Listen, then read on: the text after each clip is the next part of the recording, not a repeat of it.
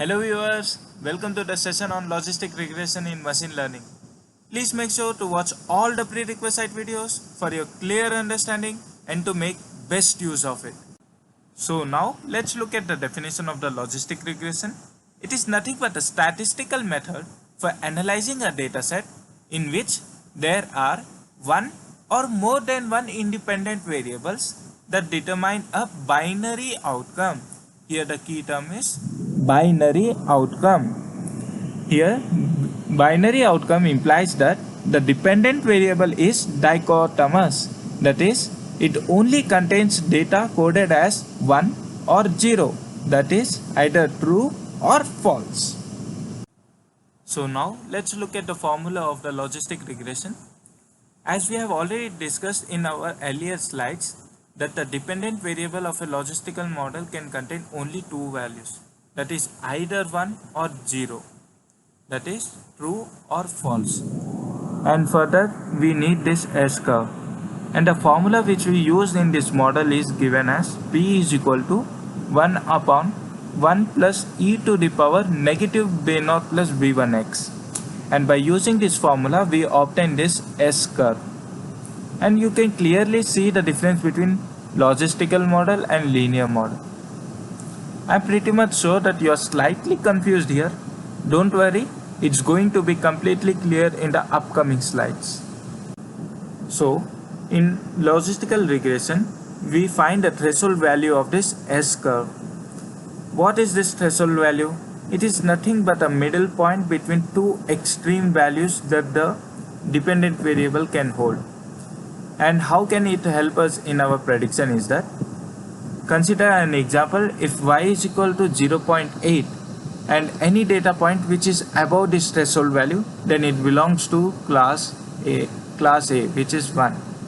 And if the given data point value is lower than the threshold value, then it belongs to the class 0. This is the working of logistical regression. So now let's quickly look at the pros and cons of the logistical regression. When it comes to its advantages, logistical regression is easier to implement, interpret, and very efficient to train. And it is very fast at classifying unknown records. And it provides good accuracy for many simple datasets, and it performs well when the dataset is linearly separable. But when it comes to its disadvantages, if the number of observations is lesser than the number of features, it may lead to overfitting.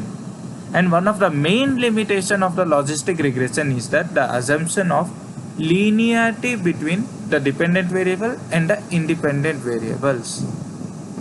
And before jumping into its practical implementation, let us quickly have a look at the general path flow which we are going to follow.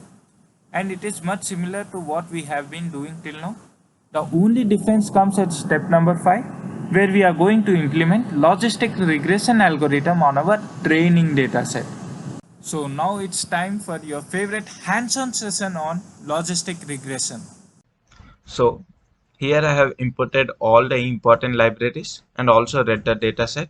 So let us understand what we are going to predict in this practical. Our dataset is containing 3 columns: age, income, and purchased columns. What we are going to predict is whether an employee has purchased any particular good or not on the basis of his income and age. The 0 represents he has not purchased this, and 1 represents he has purchased it. So now I am going to split my data set into dependent and independent variables. See, it has been successfully executed. I am having 400 records. So these are the independent variables, and y is having the dependent variable whose value is binary value, as we have discussed in our theoretical session. See, it is containing only two values, either 0 or 1. And now I am splitting my data set into training and testing models. See, training and testing data set has been splitted.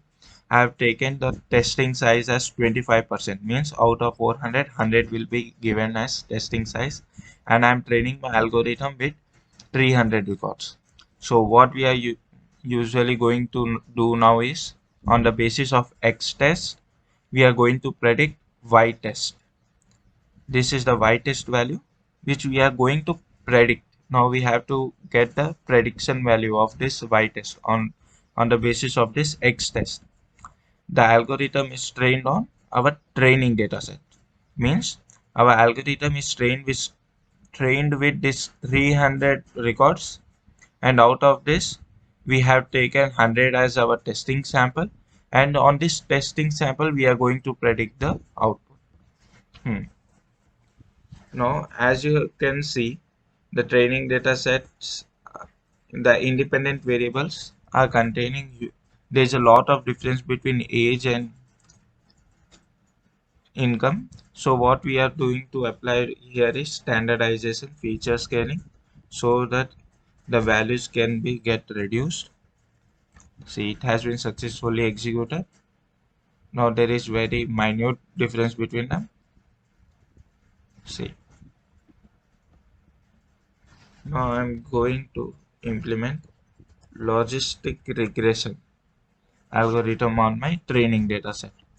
So what I am doing is, from sklearn module, sklearn package, I have taken linear model module and imported logistic regression class.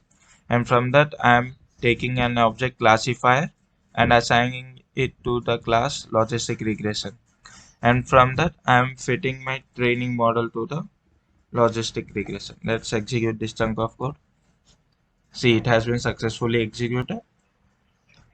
And now let me predict on the basis of our testing independent variables. This line.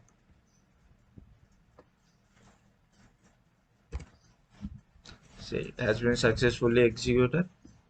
Now you see, this is our prediction value, predicted value, and this is the actual value.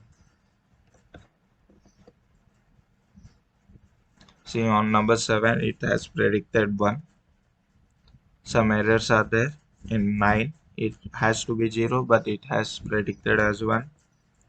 And then see, 1823, yeah, the prediction was quite good. So how to measure whether it is good prediction or not? We are going to implement confusion matrix. Let me remind you, I have explained everything, this confusion matrix, accuracy score, and how to visualize this binary plots. I have explained this all in the prerequisite videos. Please go there if you are having any confusion. Now I am going to implement confusion matrix. See, confusion matrix has been executed. See, the false and false value is 65, and true. Actual data is true, and we have predicted also true is 24. So in the overall 65 plus 24, 89% accuracy is giving approximately. Now let me run the accuracy score. I have stored the accuracy score in the AC variable. See, its value is 89%. It's a pretty good prediction. Now I have explained this how to plot a graph. Even though, let me quickly remind you, just have a quick revision here. From matplotlib library, I am using colors module and importing listed color map. And I am making two variables, x set and y set. In x set I am storing x test data, and in y test I am storing y test data. Now the next is having a mesh grip array. So from the minimum to the maximum in x1, and again from the minimum to the maximum of x set into the x2, and the step is count is of about 0.01. After that I am using counter for and transposing this x1 and x2 and reshaping it again. And after that I am making a listed color map with red and green colors. After that I am enumerating it and plotting the graph. Now let's execute this particular chunk of code. See, this is the visualization of our set, test set. This green represents the 1 value and red represents the 0 value, means false, he has not purchased. And the opposite color in this particular region represents the error predicted from here. That is, the red ones in the green and the green ones in the red are the error ones. So as usual, I have included code snippet for your fast revision. You can pause here and take the screenshot of the same for your future reference. I hope this video proved fruitful to you and hope you have gained something extra than what you were knowing earlier. Thank you.